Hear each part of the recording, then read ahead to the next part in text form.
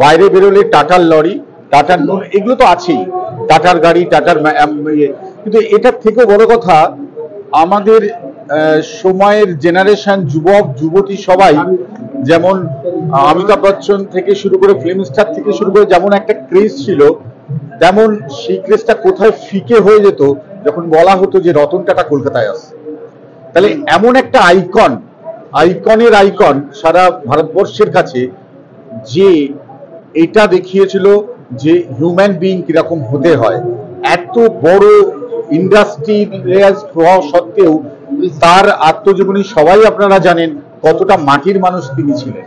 তো তার অক্টোবরের তার প্রয়াণের পরে আমরা মানে আমাদের স্বভাবগত দোষে আমরা বোধহয় স্মরণ করা শুরু করলাম।